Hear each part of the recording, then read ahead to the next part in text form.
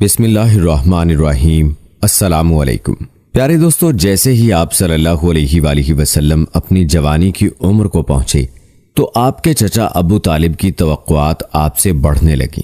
روایات میں آتا ہے چونکہ اب نبی صلی اللہ علیہ وآلہ وسلم جوان ہو چکے تھے تو ابو طالب نے آپ سے کہا، اے بھتیجے، میں ایک بہت غریب آدمی ہوں اور قحط سالی کی وجہ سے اور زیادہ سخت حالات کا سامنا ہے۔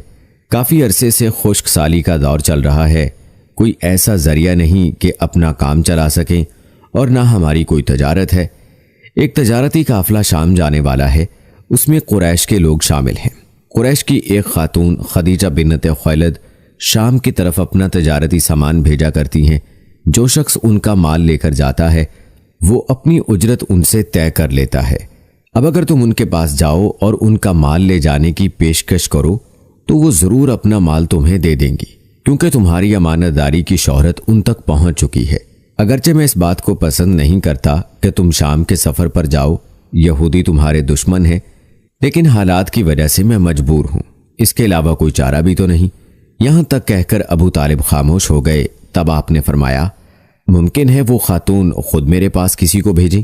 یہ بات آپ نے اس لیے کہی تھی کہ سیدہ خدیجہ رضی اللہ تعالی عنہا کو ایک با اعتماد آدمی کی ضرورت تھی، اور اس وقت مکہ میں آپ سے زیادہ شریف، پاک باز، امانت دار، سمجھدار اور قابل اعتماد آدمی کوئی نہیں تھا۔ ابو طالب اس وقت بہت پریشان تھے۔ آپ کی یہ بات سن کر انہوں نے کہا، اگر تم نہ گئے تو مجھے ڈر ہے وہ کسی اور سے معاملہ طے کر لیں گی۔ یہ کہہ کر ابو طالب اٹھ گئے۔ ادھر آپ کو یقین سا تھا کہ سیدہ خدیجہ رضی اللہ تعالی عنہا خود ان کی طرف کسی کو بھیجیں گی، اور ہوا بھی یہی۔ سیدہ خدیجہ رضی اللہ تعالی عنہا نے اللہ کے رسول صلی اللہ علیہ وآلہ وسلم کو بلا بھیجا۔ پھر آپ سے کہا، میں نے آپ کی سچائی، امانت داری اور نیک اخلاق کے بارے میں سنا ہے، اور اسی وجہ سے میں نے آپ کو بلوایا ہے۔ جو معاوضہ آپ کی قوم کے دوسرے آدمیوں کو دیتی ہوں، آپ کو ان سے دگنا دوں گی۔ آپ نے ان کی بات منظور فرما لی۔ پھر آپ اپنے چچا ابو طالب سے ملے، انہیں یہ بات بتائی۔ ابو طالب سن کر بولے، یہ روزی تمہارے لیے اللہ نے پیدا فرمائی ہے۔ اس کے بعد آپ صلی اللہ علیہ وآلہ وسلم سیدہ خدیجہ رضی اللہ تعالی عنہا کا سامان تجارت لے کر شام کی طرف روانہ ہوئے۔ سیدہ خدیجہ رضی اللہ تعالی عنہا کے غلام میسرہ آپ صلی اللہ علیہ وآلہ وسلم کے ساتھ تھے۔ روانگی کے وقت حضرت خدیجہ رضی اللہ تعالی عنہا نے میسرہ سے کہا، کسی معاملے میں ان کی نافرمانی نہ کرنا، جو یہ کہیں وہی کرنا، ان کی رائے سے اختلاف نہ کرنا۔ آپ صلی اللہ علیہ وآلہ وسلم کے سب چچاؤں نے قافلے والوں سے آپ کی خبر گیری رکھنے کی درخواست کی۔ اس کی وجہ یہ بھی تھی کہ ذمہ داری کے لحاظ سے یہ آپ صلی اللہ علیہ وآلہ وسلم کا پہلا تجارتی سفر تھا۔ گویا آپ صلی اللہ علیہ وآلہ وسلم اس کام میں بالکل نئے تھے۔ ادھر آپ صلی اللہ علیہ وآلہ وسلم روانہ ہوئے، ادھر آپ صلی اللہ علیہ وآلہ وسلم کا معجزہ شروع ہو گیا۔ ایک بدلی نے آپ صلی اللہ علیہ وآلہ وسلم کے اوپر سایہ کر لیا۔ آپ صلی اللہ علیہ وآلہ وسلم کے ساتھ ساتھ چلنے لگی۔ جب آپ صلی اللہ علیہ وآلہ وسلم شام پہنچے تو بصرہ شہر کے بازار میں ایک درخت کے سائے میں اترے۔ یہ درخت ایک عیسائی راہب نستورہ کی خانقاہ کے سامنے تھا۔ اس راہب نے میسرہ کو دیکھا تو خانقاہ سے نکل آیا۔ اس وقت اس نے آپ صلی اللہ علیہ وآلہ وسلم کو دیکھا۔ آپ صلی اللہ علیہ وآلہ وسلم درخت کے نیچے ٹھہرے ہوئے تھے۔ اس نے میسرہ سے پوچھا، یہ شخص کون ہے جو اس درخت کے نیچے موجود ہے؟ میسرہ نے کہا، یہ ایک قریشی شخص ہیں، حرم والوں میں سے ہیں۔ یہ سن کر راہب نے کہا، اس درخت کے نیچے نبی کے سوا کبھی کوئی آدمی نہیں بیٹھا۔ مطلب یہ تھا کہ اس درخت کے نیچے آج تک کوئی شخص نہیں بیٹھا۔ اللہ تعالیٰ نے اس درخت کو ہمیشہ اس سے بچایا ہے کہ اس کے نیچے نبی کے سوا کوئی دوسرا شخص بیٹھے۔ اس کے بعد اس نے میسرہ سے پوچھا، کیا ان کی آنکھوں میں سرخی ہے؟ میسرہ نے جواب دیا، ہاں بالکل ہے، اور یہ سرخی ان کی آنکھوں میں مستقل رہتی ہے۔ اب نستورہ نے کہا، یہ وہی ہیں۔ میسرہ نے حیران ہو کر اس کی طرف دیکھا اور بولے، کیا مطلب یہ وہی ہیں؟ کون وہی؟ یہ آخری پیغمبر ہیں۔ کاش میں وہ زمانہ پا سکتا جب انہیں ظہور کا حکم ملے گا، یعنی جب انہیں نبوت ملے گی۔ اس کے بعد وہ چپکے سے آپ صلی اللہ علیہ وآلہ وسلم کے پاس پہنچا۔ پہلے تو اس نے آپ صلی اللہ علیہ وآلہ وسلم کے سر کو بوسہ دیا، پھر آپ صلی اللہ علیہ وآلہ وسلم کے قدموں کو بوسہ دیا اور بولا، میں آپ صلی اللہ علیہ وآلہ وسلم پر ایمان لاتا ہوں اور گواہی دیتا ہوں کہ آپ صلی اللہ علیہ وآلہ وسلم وہی ہیں جن کا ذکر اللہ تعالیٰ نے تورات میں فرمایا ہے۔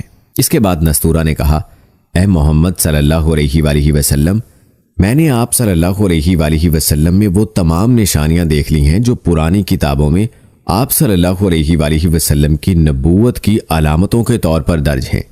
صرف ایک نشانی باقی ہے، اس لیے آپ صلی اللہ علیہ وآلہ وسلم ذرا اپنے کندھے سے کپڑا ہٹائیں۔ آپ صلی اللہ علیہ وآلہ وسلم نے اپنے شانہ مبارک سے کپڑا ہٹا دیا۔ تب نستورہ نے وہاں مہر نبوت کو جگمگاتے دیکھا۔ وہ فوراً مہر نبوت کو چومنے کے لیے جھک گیا، پھر بولا، میں گواہی دیتا ہوں کہ اللہ تعالیٰ کے سوا کوئی عبادت کے لائق نہیں، اور میں گواہی دیتا ہوں کہ آپ صلی اللہ علیہ وآلہ وسلم اللہ تعالیٰ کے پیغمبر ہیں۔ آپ صلی اللہ علیہ وآلہ وسلم کے بارے میں حضرت عیسیٰ ابن مریم علیہ السلام نے خوشخبری دی تھی، اور انہوں نے کہا تھا، میرے بعد اس درخت کے نیچے کوئی نہیں بیٹھے گا سوائے اس پیغمبر کے جو امی یعنی ان پڑھ، ہاشمی، عربی اور مکی یعنی مکہ کے رہنے والے ہوں گے۔ قیامت میں حوض کوثر اور شفاعت والے ہوں گے۔ اس واقعے کے بعد آپ صلی اللہ علیہ وآلہ وسلم بصرہ کے بازار تشریف لے گئے۔ وہاں آپ صلی اللہ علیہ وآلہ وسلم نے مال فروخت کیا جو ساتھ لائے تھے اور کچھ چیزیں خریدیں۔ اس خرید و فروخت کے دوران ایک شخص نے آپ صلی اللہ علیہ وآلہ وسلم سے کچھ جھگڑا کیا اور بولا، لات اور عزا کی قسم کھاؤ۔ آپ صلی اللہ علیہ وآلہ وسلم نے فرمایا، میں نے ان بتوں کے نام پر کبھی قسم نہیں کھائی۔ آپ صلی اللہ علیہ وآلہ وسلم کا یہ جملہ سن کر وہ شخص چونک اٹھا۔ شاید وہ گزشتہ آسمانی کتاب کا کوئی عالم تھا اور اس نے آپ کو پہچان لیا تھا، چنانچہ بولا، آپ ٹھیک کہتے ہیں۔ اس کے بعد اس نے میسرہ سے علیحدگی میں ملاقات کی، کہنے لگا، میسرہ، یہ نبی ہیں، قسم ہے اس ذات کی جس کے ہاتھ میں میری جان ہے، یہ وہی ہے جن کا ذکر ہمارے راہب اپنی کتابوں میں پاتے ہیں۔ میسرہ نے اس کی اس بات کو ذہن نشین کر لیا۔ راستے میں ایک اور واقعہ پیش آیا۔ سیدہ خدیجہ رضی اللہ تعالی عنہا کے 2 اونٹ بہت زیادہ تھک گئے تھے اور چلنے کے قابل نہ رہے۔ ان کی وجہ سے میسرہ قافلے کے پیچھے رہ گیا۔ نبی کریم صلی اللہ علیہ وآلہ وسلم قافلے کے اگلے حصے میں تھے۔ میسرہ ان اونٹوں کی وجہ سے پریشان ہوا تو دوڑتا ہوا اگلے حصے کی طرف آیا اور اپنی پریشانی کے بارے میں آپ صلی اللہ علیہ وآلہ وسلم کو بتایا۔ آپ صلی اللہ علیہ وآلہ وسلم اس کے ساتھ ان دونوں اونٹوں کے پاس تشریف لائے، ان کی کمر اور پچھلے حصے پر ہاتھ پھیرا، کچھ پڑھ کر دم کیا۔ آپ کا ایسا کرنا تھا کہ اونٹ اسی وقت ٹھیک ہو گئے اور اس قدر تیز چلے کہ قافلے کے اگلے حصے میں پہنچ گئے۔ اب وہ منہ سے آوازیں نکال رہے تھے اور چلنے میں جوش و خروش کا اظہار کر رہے تھے۔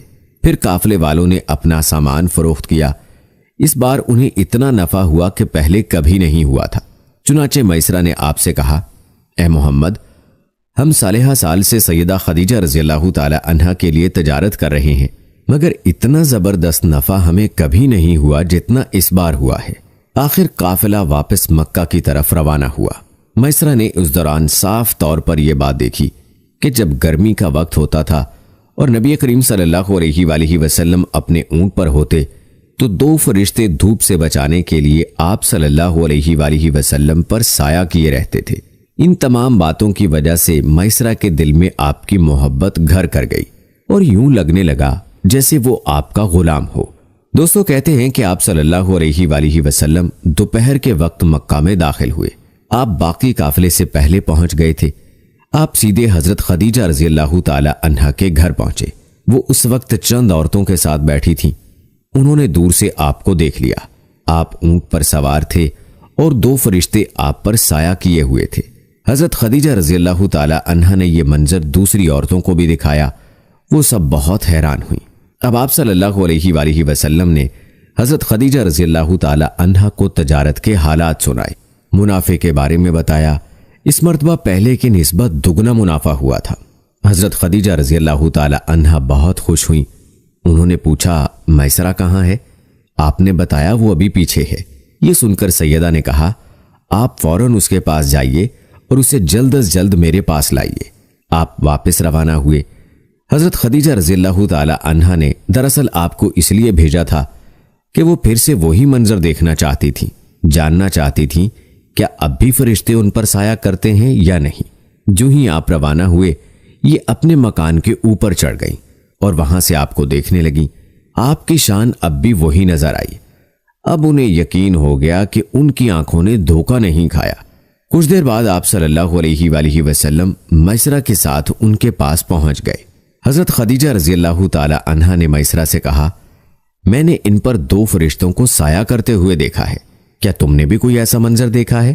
جواب میں میسرہ نے کہا، میں تو یہ منظر اس وقت سے دیکھ رہا ہوں جب قافلہ یہاں سے شام جانے کے لیے روانہ ہوا تھا۔ اس کے بعد میسرہ نے نستورہ سے ملاقات کا حال سنایا۔ دوسرے آدمی نے جو کہا تھا وہ بھی بتایا، جس نے لات اور عزا کی قسم کھانے کے لیے کہا تھا، پھر اونٹوں والا واقعہ بتایا۔ یہ تمام باتیں سننے کے بعد سیدہ خدیجہ رضی اللہ تعالی عنہا نے آپ کو طے شدہ اجرت سے دگنا دی، جبکہ طے شدہ اجرت پہلے ہی دوسرے لوگوں کی نسبت دگنا تھی۔ ان تمام باتوں سے سیدہ خدیجہ رضی اللہ تعالی عنہا بہت حیران ہوئی۔ اب وہ اپنے چچا زاد بھائی ورقہ بن نوفل سے ملی۔ یہ پچھلی کتابوں کے عالم تھے۔ سیدہ خدیجہ رضی اللہ تعالی عنہا نے انہیں جو کچھ خود دیکھا اور میسرہ کی زبانی سنا تھا وہ سب کہہ سنایا۔ ورقہ بن نوفل اس وقت عیسائی مذہب سے تعلق رکھتے تھے، اس سے پہلے وہ یہودی تھے۔ سیدہ خدیجہ رضی اللہ تعالی عنہا کی تمام باتیں سن کر ورقہ بن نوفل نے کہا، خدیجہ اگر یہ باتیں سچ ہیں تو سمجھ لو محمد اس امت کے نبی ہیں۔ میں یہ بات جان چکا ہوں کہ وہ اس امت کے ہونے والے نبی ہیں۔ دنیا کو انہی کا انتظار تھا، یہی ان کا زمانہ ہے۔ پیارے دوستو، یہاں یہ بات بھی واضح ہو جائے کہ نبی اکرم صلی اللہ علیہ وآلہ وسلم نے سیدہ خدیجہ رضی اللہ تعالی عنہا کے لیے تجارتی سفر صرف ایک بار ہی نہیں کیا، چند سفر اور بھی کیے۔ یاد رہے کہ سیدہ خدیجہ رضی اللہ تعالی عنہا ایک شریف اور پاک باز خاتون تھیں۔ نسب کے اعتبار سے بھی قریش میں سب سے اعلیٰ تھیں۔ انہیں قریش کی سیدہ کہا جاتا تھا۔ قوم کے بہت سے لوگ ان سے نکاح کے خواہش مند تھے۔ کئی نوجوانوں کے پیغام ان تک پہنچ چکے تھے، لیکن انہوں نے کسی کے پیغام کو قبول نہیں کیا تھا۔ نبی اکرم صلی اللہ علیہ وآلہ وسلم تجارت کے سفر سے واپس آئے تو آپ صلی اللہ علیہ وآلہ وسلم کی خصوصیات دیکھ کر اور آپ کی باتیں سن کر وہ آپ صلی اللہ علیہ وآلہ وسلم سے بہت زیادہ متاثر ہو چکی تھیں۔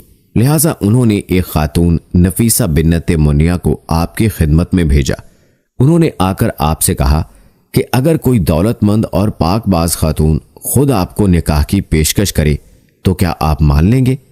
ان کی بات سن کر آپ صلی اللہ علیہ وآلہ وسلم نے فرمایا، وہ کون ہے؟ نفیسہ نے فوراً کہا، خدیجہ بنت خویلد۔ آپ نے انہیں اجازت دے دی۔ نفیسہ بنت منیہ سیدہ خدیجہ رضی اللہ تعالی عنہا کے پاس آئیں، انہیں ساری بات بتائی۔ سیدہ خدیجہ رضی اللہ تعالی عنہا نے اپنے چچا عمر بن اسد کو اطلاع کرائی تاکہ وہ آ کر نکاح کر دیں۔ پیارے دوستو، آپ کو بتاتے چلیں کہ سیدہ خدیجہ رضی اللہ تعالی عنہا کی اس سے پہلے 2 مرتبہ شادی ہو چکی تھی۔ ان کا پہلا نکاح عتیق ابن مائد سے ہوا تھا، اس سے بیٹی ہندہ پیدا ہوئی تھی۔